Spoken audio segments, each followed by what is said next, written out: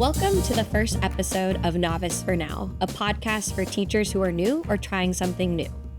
I'm Janer, and I'm joined by Crystal Galino and McLean Herman. We're novice teacher instructional coaches who partner with some of our newest teachers in Fairfax County Public Schools to support student success. Today, we'll discuss setting up routines in the classroom using interactive modeling. Let's get started.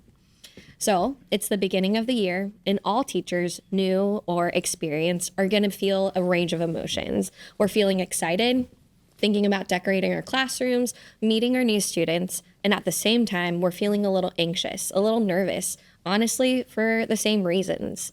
We have expectations of what we want to happen in our classrooms, what we want our students to do, and yet the list of things that we have to do keeps growing and growing and growing. So when it comes time to get started, the reality doesn't always line up with the expectation. And so, Crystal, do you have a story, a crazy beginning of the year story of when something didn't happen just as you had planned? Oh my goodness, do I. So on my very first day of teaching ever, picture this. I am excited, just like Jane mentioned. I'm so thrilled to be there. I have a classroom of my own. It's decorated to perfection. All of my books are lined up on shelves. We teach the morning. Everything goes flawlessly. Everybody knows how we're going to get in and out of the building for a fire drill or whatever it is that we've worked on so far.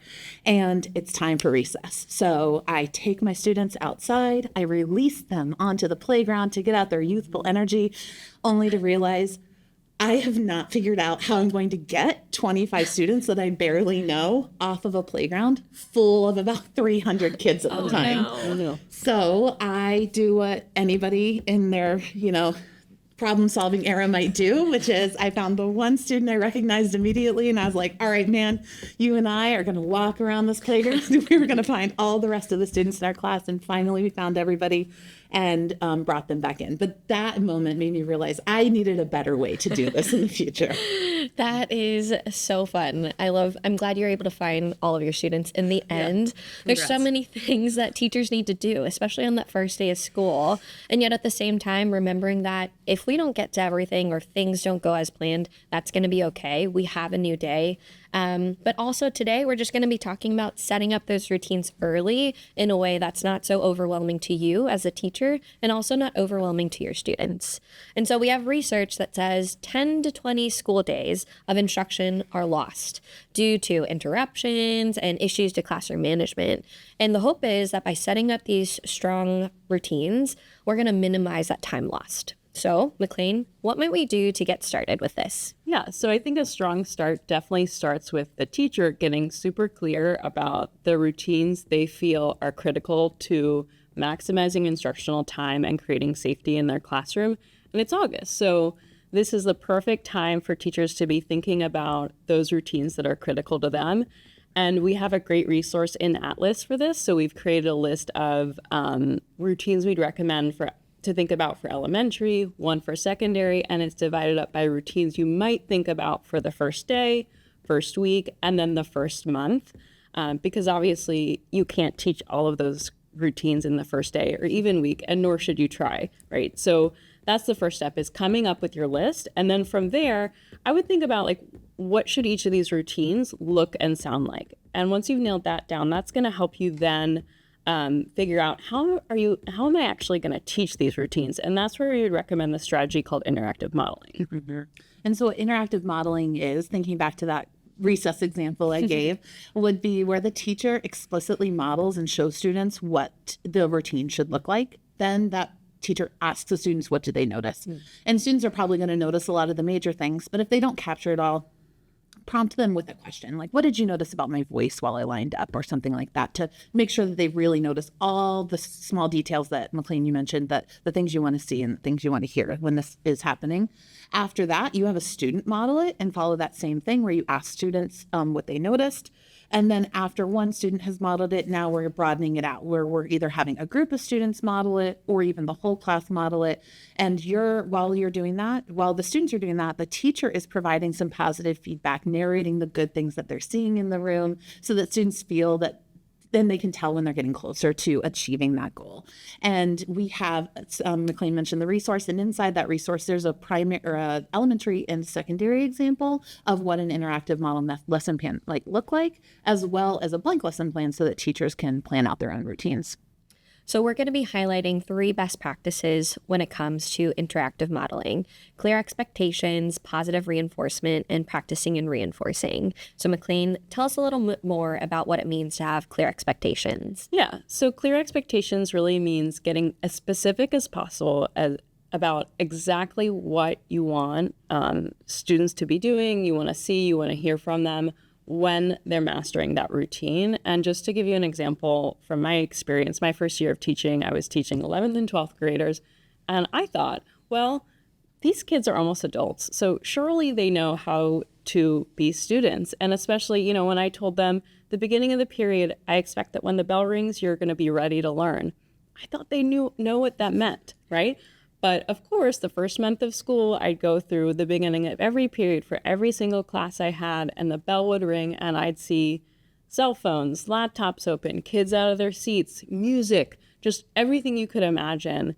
And, so when the bell rang, 4 periods in a row, every day for a month, I had to say, put your cell phone away, close your laptop, get out something to write with. And I was so frustrated. I couldn't understand, how do these students not know what this means or what they should be doing when the bell rings? And I think I was overlooking the fact that, one, they have 7 teachers in secondary that they're seeing every 2 days. So all of these teachers have slightly different expectations. So I needed to give those students some grace and realize that I needed to be more clear about my own expectations. And the other thing is I needed to get clear on exactly what I meant when I said ready to learn. So sitting down myself and coming up with my own very specific list of what I expected to hear and see at the beginning of class should have been my first step in then figuring out how am I going to teach and communicate this to students. So it seems like we can't expect our students to be mind readers. We really have to break it down for them so that they know what we're expecting for them. Yeah. And then that second part, that positive reinforcement, you mentioned that 10 to 20 days of lost instruction. And I think every teacher across the county wants to avoid that. So then how do we avoid that? We let students know when they're getting closer and closer to that goal that we've set out for them. And that mind reader piece, they won't know what perfection looks like and what success looks like unless we're specifically naming them and letting them know. So either whether it's setting a goal with your students and tallying, if we're lining up within a certain amount of time, or every time you see students following that routine, you're naming it. Wow, kids walked in this morning, they put their backpacks away, they grabbed their morning work, and they had a seat. We are doing phenomenal. So just making sure that you are letting students know that you're giving that positive reinforcement so students know when they're getting closer to the goal. And then I think the third thing that's really critical is making sure you're building in enough practice and reinforcement. And I think that especially at secondary, this can be something that's really easy to overlook, giving them enough practice. When you are doing this practice and reinforcement, a couple things I would say that are critical to keep in mind. One is using a really neutral tone when you're giving feedback or when students aren't following the expectation. You don't want students to know that they're rattling you or getting under your skin. So using as neutral of a voice and language as possible so that students can hear your feedback and kind of what you expect rather than any emotions you might be attaching to it. And I also think to get into this space where you're using a neutral tone, thinking about them not following the routine as data will help you make that shift, right? If they're not following the routine, that's okay. It's going to happen. And that's just feedback for you. They're telling you they need something that you're not providing. So thinking about what that might be. And often it is more practice. And then I would say the second strategy that you want to think about to reinforce routines would be proximity. So for example, when you're welcoming students at your door each morning and you want to make sure you're reinforcing or they're getting the beginning of the period routines you've set, saying something like, "Hey, Crystal, I'm so glad to see you today. Don't forget to pick up that warm up on your way to your seat." That's just you reinforcing that routine and making sure they've got it. Of course, you can use proximity in lots of different ways. If you're giving direct instruction and there's a side conversation, just you silently moving over to that student or having a co-teacher do it. That would be another way to reinforce.